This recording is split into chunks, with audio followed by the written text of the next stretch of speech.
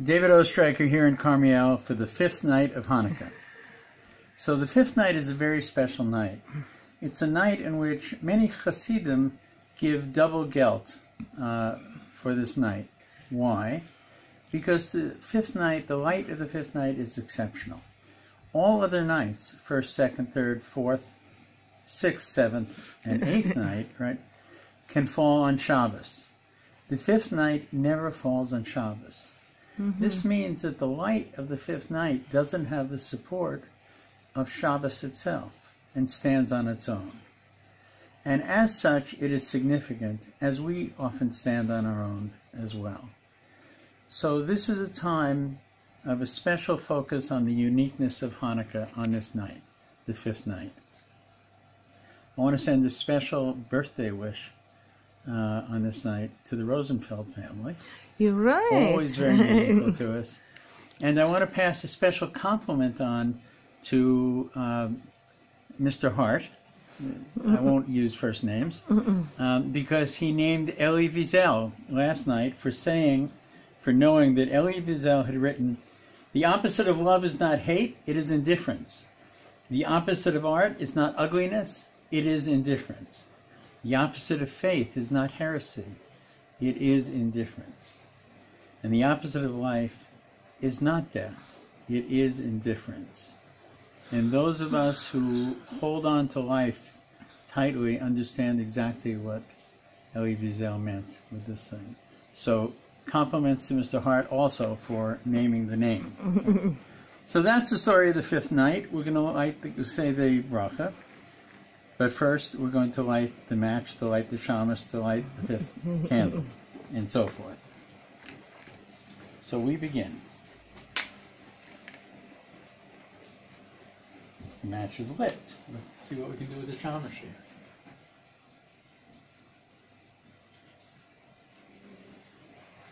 The shamash is lit.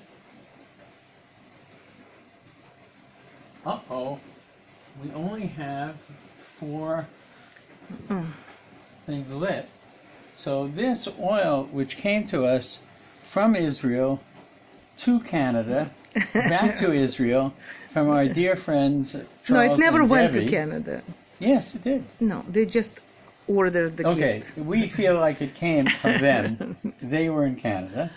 And now we're using it, we're coming to the end of it, and we're using it to fill each of the cups of oil. Shemen Zayas. Right. Here we go. Let's see how close I can get. Good. Doing good. Whoa! Okay.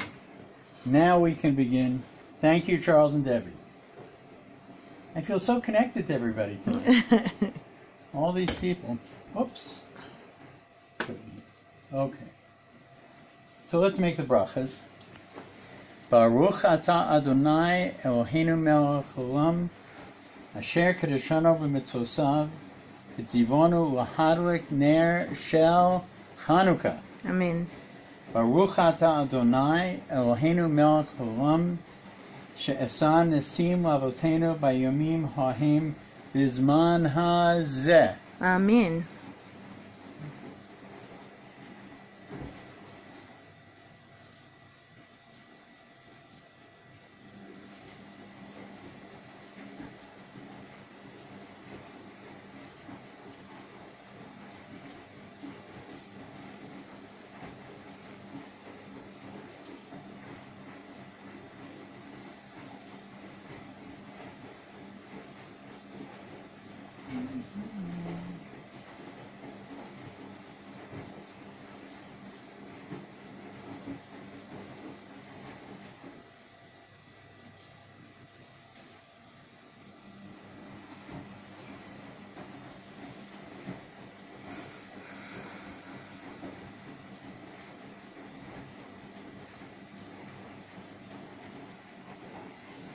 There's a little trick I'll share with you. When you're lighting the menorah, how do you know when the wick has been lit? You can actually see a small flame inside a flame at that moment. When the shamash has lit the Shamash, it's a big flame, and then within it there's a small flame, the same shape as the shamash, right? That means you've lit the menorah itself. So here we are on the fifth night. By the way, you may have heard some noise in the background while I was lighting. That was a washing machine. Right? And which brings me to a thought is that women, because they were very involved with the success of Hanukkah, the miracle of Hanukkah, Yael, or Yehudis, right? I won't tell the whole story, it's too long. But women are not supposed to be working during the 30 minutes that the candles are. The washing machine can work, apparently. But the lady of the house shouldn't be working. She shouldn't be enjoying the candles, those 30 minutes. And we're told by the Mishnah Berurah that we should be makmir. We should actually insist that they not work at this time, right? It doesn't say, by the way, that we men can't work. We could serve them some sufkunyot, at least. Right? Which they fry previously. Which they, before the candles were lit, they did that. Up to that time, they can work as hard as they wish. Okay, tonight's quote, right? What is the Jew?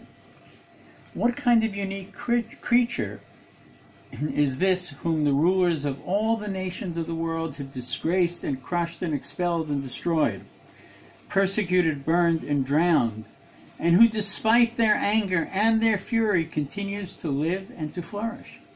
What is this Jew whom they have never succeeded in enticing with all the enticements in the world, whose oppressors and persecutors only suggested that he deny and disown his religion, and cast aside the faithfulness of his ancestors? The Jew is the symbol of eternity.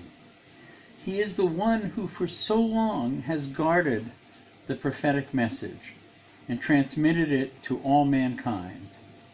A people such as this can never disappear. The Jew is eternal. He is the embodiment of eternity itself. Tomorrow night, the sixth night of Hanukkah, I'll tell you who wrote that. But for now, discuss it among yourselves. Look at this character. You know, I think that being stiff-necked is actually a very good quality if you are stiff-necked in the right cause. Wishing you all a very good fifth night of Hanukkah, and looking forward to touching base with you again tomorrow. Give me your answers. Thank you very much. Happy Hanukkah. Freilich Hanukkah.